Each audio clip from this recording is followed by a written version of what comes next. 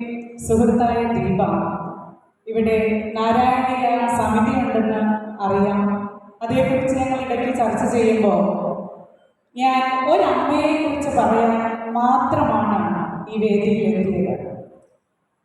പറക്കമുറ്റാത്ത 4 മക്കളെ വളർത്തിയെടുത്ത് ഭർത്താവിൻ്റെ സാന്നിധ്യമില്ലാതെ വളർത്തിയെടുത്ത ഒരമ്മ, ആ അമ്മയുടെ നല്ല പ്രായത്തിലെല്ലാം യുക്തിപൂർവം ചിന്തിച്ച ഒരമ്മ 65-ാം വയസ്സിൽ ശാസ്താമഠം ധർമ്മദൈവ ക്ഷേത്രത്തിൽ നടന്ന ഭാഗവത സപ്താഹത്തിൽ പങ്കെടുക്കുകയും പിന്നീട് ആ അമ്മയ്ക്ക് വന്ന മാറ്റങ്ങൾ, ആ അമ്മ മറ്റാരുമല്ല, എൻ്റെ ഭർത്താവിൻ്റെ അമ്മയാണ്.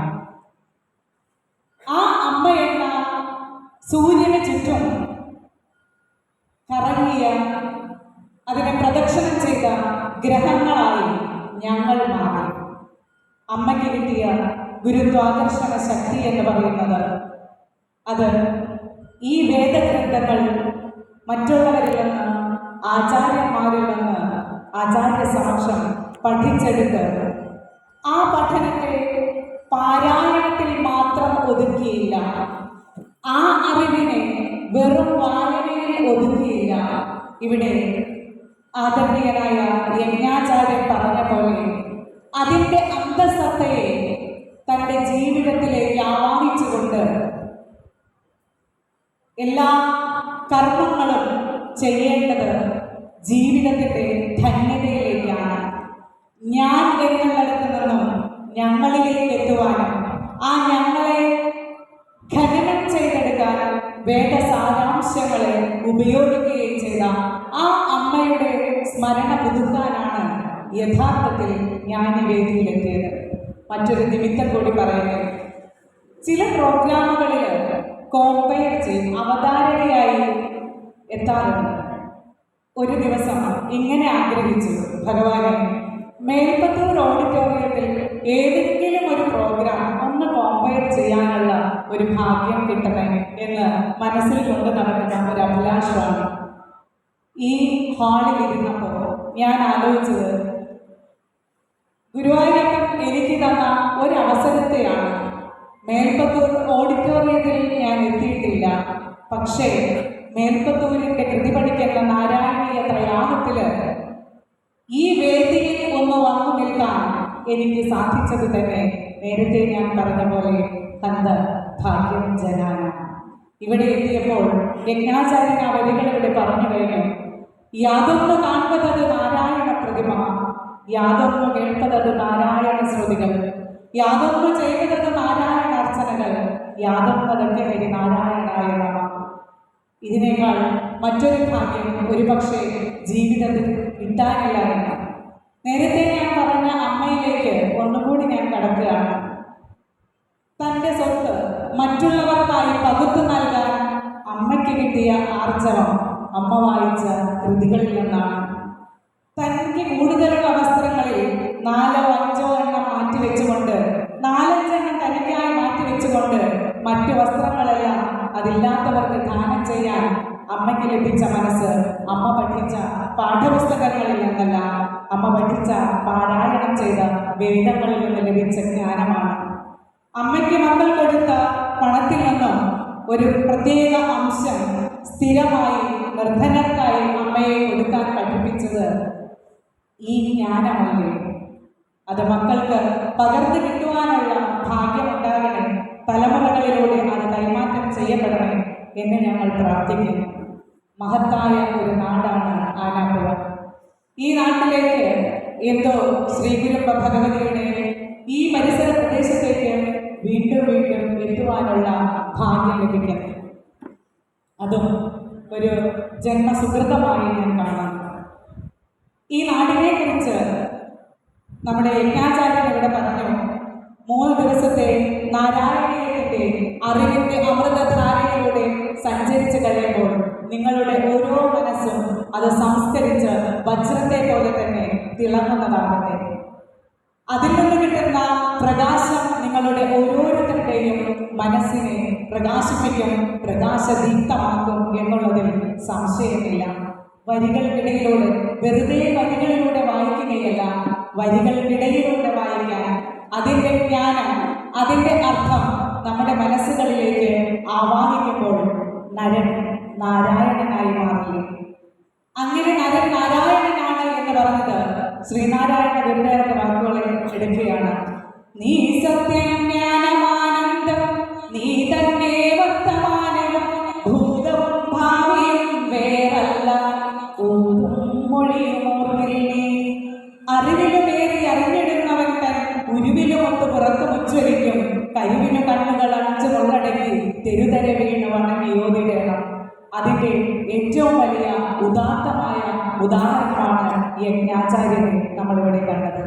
അദ്ദേഹത്തിന്റെ അറിവുകൾ എന്ന് പറയുന്നത്, അദ്ദേഹത്തിന്റെ ബിരുദം എന്ന് പറയുന്നത്, അദ്ദേഹത്തിന്റെ അഗാധമായ ജ്ഞാനം എന്ന് പറയുന്നത്, അദ്ദേഹത്തിന്റെ തലച്ചോറിൽ 300 ഗ്രാം വരുന്ന നമുക്ക് ഏവർക്കുമുള്ള തലച്ചോറിൽ ആവാഹിച്ചു വെച്ചിട്ടുള്ള അറിവുകളിലെ ശ്ലോകങ്ങളായി, അർത്ഥങ്ങളായി, പുസ്തകങ്ങൾക്കപ്പുറം അദ്ദേഹത്തിന്റെ തുറന്ന കണ്ണിലൂടെ, തുറന്ന വായിലൂടെ നേർക്കുനേരെ നമുക്ക് പകർന്നു തരാൻ കഴിഞ്ഞത്. അങ്ങനെയുള്ള ഒരു ധിഷണ വളർച്ച, ബൗദ്ധികമായ വളർച്ച അദ്ദേഹം നേടിയെടുത്തത് ഈ പാരായണത്തിലൂടെയല്ലേ? അതിൻ്റെ അറിവുകളെ മനസ്സിലേക്ക് കടത്തി അതിനെ ശേഖരിച്ചു വെച്ചിട്ടല്ലേ ഇന്നത്തെ പാഠപുസ്തകത്തിൽ ഞങ്ങളൊരു വിമുഖത പറയുന്നുണ്ട്. പഠിച്ചു വെക്കാൻ ശ്ലോകങ്ങളില്ല, കാണാതെ ചൊല്ലാൻ പദ്യങ്ങളില്ല. അങ്ങനെ മെമ്മറി പവർ അല്പം പോലും വേണ്ടാത്ത ഒരു കാലഘട്ടത്തിലാണ് നമ്മൾ ജീവിക്കുന്നത്. ചില ശാസ്ത്ര സത്യങ്ങളെ കൂടി ജസ്റ്റ് ഒന്ന് പരാമർശിച്ചുകൊണ്ട് അധികം ദീർഘിപ്പിക്കാതെ ഞാൻ എൻ്റെ വാക്കുകൾ ഉപസംഹരിക്കാം. തുളസി, ഇവിടെ എത്രയോ തുളസി ചെടികളുണ്ട്. ഞാനൊരു ശാസ്ത്ര അധ്യാപികയാണ്.